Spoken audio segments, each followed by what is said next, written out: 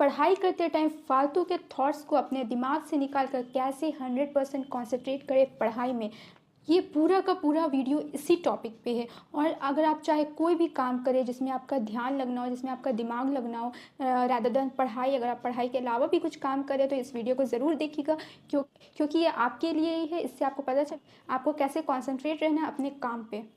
तो बिना वक्त ज़ाया किए चलते हैं मेन टॉपिक की तरफ।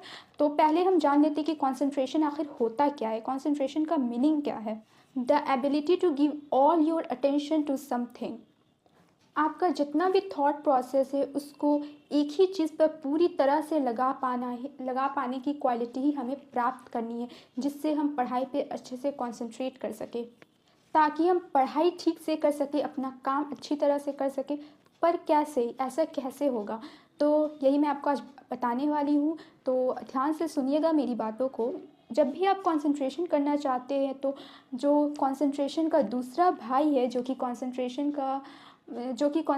का दुश्मन है, उसको भी हमें समझना पड़ेगा, और उसका नाम है डिस्ट्रैक्शन। ध्यान से सुनना मेरी बातों को।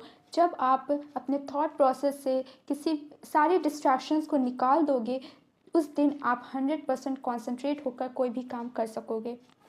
इसीलिए मैंने कॉन्सेंट्रेट करने के तरीके को समझाने के लिए उसे 2 हिस्सों में बांटा है। First, how to remove all your distractions, and second, how to get 100% concentration. मतलब कि सेकेंड स्टेप वो है कि जब आप अपने डिस्ट्रैक्शन को, यानी फर्स्ट स्टेप को ख़त्म कर देंगे, तो सेकेंड स्टेप आप कॉन्सेंट्रेशन पे कैसे करेंगे डिस्ट्रैक्शन को दूर करने के बाद। तो चलिए हम पहले बढ़ते हैं अपने फर्स्ट स्टेप की तरफ। जिस तरह कॉन्सेंट्रेशन का मतलब होता है एक ही चीज़ पर पूरी तरह से पूरा टाइम देना, उसी तरह कॉन्सेंट्रेशन के दुश्मन डिस्ट्रैक्शन का काम होता है ऐसी चीज़ें जो आपके उस मेन काम से, आपके पढ़ाई से आपका ध्यान भटका दे। और डिस्ट्रैक्शंस 2 टाइप के होते हैं। एक को कंट्रोल करना तो बड़ा आसान है, लेकिन दूसरे को कंट्रोल करने के लिए आपको समझदारी से काम लेना होगा।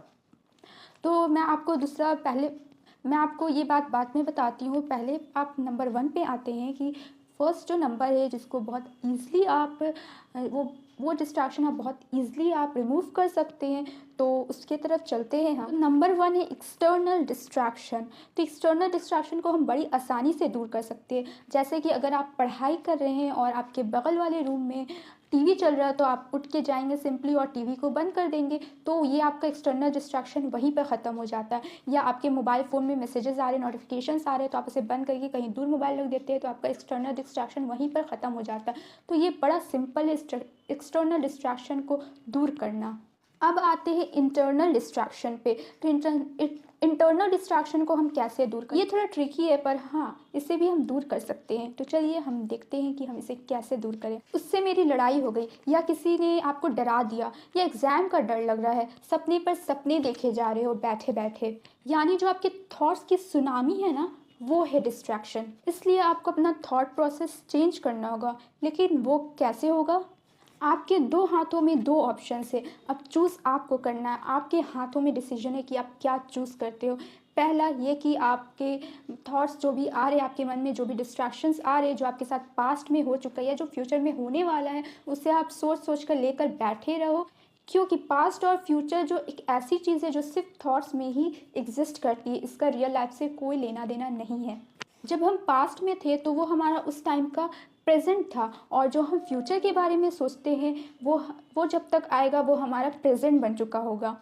तो आपको अगर पास्ट और फ्यूचर में पेंडुलम की तरह ऑसिलेशन करते रहना है तो आप कर सकते हो, डिसीजन आपका है। लेकिन फिर आप यहीं के यहीं रह जाएंगे, फिर आप आगे नहीं बढ़ पाएंगे, आप लाइफ में कुछ नहीं कर पाएंगे।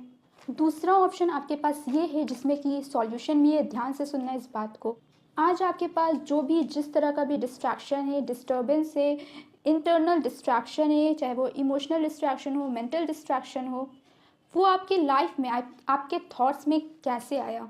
आपके पास्ट के एक्टिविटीज़ की वजह से। आपका पास्ट कैसा था, आप पास्ट में आपने क्या किया, किस लोगों के साथ आपका उठना बैठना था, आप जो भी एक्टिविटी पास्ट में की, उसी का आप प्रेजेंट में सोचते रहते हो, उसी को डिस्ट्रैक्शन कहते हैं। वही डिस्ट्रैक्शन हमारे थॉट्स में आता है जो हमें पढ़ाई करने या किसी भी काम को करने में रोकता है। तो आपको अभी देखना है कि आप अभी ऐसा क्या काम करें जो आपका फ्यूचर में आपको रिजल्ट देगा, जो आपको डिस्ट्रैक्ट करने की कोशिश करेगा। तो आप ऐसे फालतू कामों से बचें, अभी अपने प्रेजेंट में बचें कि आप वो ना करें जो आपको फ्यूचर में जो गलत रिजल्ट देगा, जो आपको डिस्ट्रैक्शन क्रिएट करेगा। इस तरह से आपके फ्यूचर का डिस्ट्रैक्शन कम होगा, क्योंकि आपकी थॉट्स बदल गई है। आपने सोच लिया है कि यार जो अभी मैं करूँगा, अगर कोई फालतू काम करूँगा तो उसका असर मुझे कल पड़ेगा, तो इसीलिए आप वो फालतू काम नहीं करेंगे और आपका फ्यूचर का डिस्ट्रैक्शन कम होगा, बिल्कुल ख़त्म ही हो जाएगा, समझ लीजिए। और रही अभी की बात कि अभी आपको डिस्ट्रैक्शन होता है तो उससे कैसे हम रिमूव करें, तो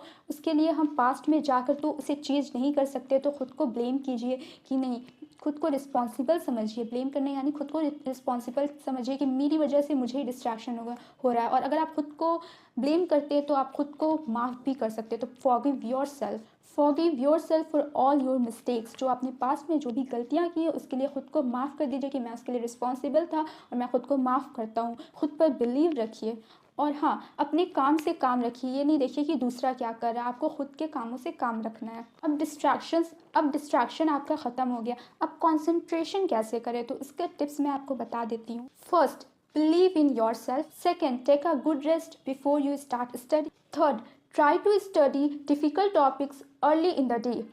fourth, switch between subjects to keep things interesting. यानी कि आप क्या करिए, इसका मतलब हुआ कि आप ये नहीं कि आज आप मैथ्स पढ़े तो आप बस मैथ्स पढ़ते रहिए, आज आप हिस्ट्री पढ़े तो बस आप हिस्ट्री पढ़ते रहिए। नहीं, आपको स्विच करते रहना। एक एक घंटे पर कर सकते हैं जिससे आपका इंटरेस्ट बढ़ेगा। जैसे अगर आप अभी मैथ्स बना रहे हैं तो 1 घंटे बाद आप फिजिक्स पढ़ लीजिए और फिर उसके बाद आप रात में केमिस्ट्री पढ़ लीजिए, या आप अगर आर्ट्स के तो हिस्ट्री, या कोई भी आप अपना सब्जेक्ट एक दिन एक ही सब्जेक्ट को लेकर नहीं बैठिए, आपको स्विच करते रहना जिससे आपका इंटरेस्ट बढ़ेगा। इंटरेस्ट बढ़ेगा तो आपको उस काम में फोकस रहेगा, मतलब आपको पढ़ाई में आप फोकस्ड रहिएगा। Fifth, try to learn by writing. यानी कि लिख कर याद करने की कोशिश कीजिए, क्योंकि लिखा हुआ हमें ज़्यादा अच्छे से याद रहता है। और जब आप लिखिएगा तो आप कॉन्सेंट्रेट होइएगा कि अच्छा मैंने ये लाइन याद की थी तो मैं ये लिख रहा हूँ, तो इससे आपका कॉन्सेंट्रेशन लेवल भी बढ़ेगा, आपका कॉन्फिडेंस लेवल भी। Sixth, identify your best time to study. कि आप किस टाइम में ज़्यादा अच्छे से फोकस्ड होकर पढ़ सकते हैं। किसी बच्चों को सुबह पढ़ने की ज़्यादा आदत होती है, किसी बच्चों को रात में पढ़ने की ज़्यादा आदत होती है। तो आप अपने हिसाब से डिसाइड कर लें कि आप कब कैसे पढ़ेंगे, आपका बेस्ट टाइम क्या है, जो बेस्ट टाइम में आप पढ़ना चाहे उसी टाइम में। ये नहीं कि आप ज़बरदस्ती कभी भी पढ़ना स्टार्ट कर दें, नहीं, पढ़ने से पहले आपको थोड़ा रेस्ट भी लेना है जिससे आप फोकस्ड होकर के पढ़ सके। तो दोस्तों, अगर आपको वीडियो अच्छी लगी हो तो वीडियो को लाइक कीजिए, दोस्तों के साथ शेयर कीजिएगा।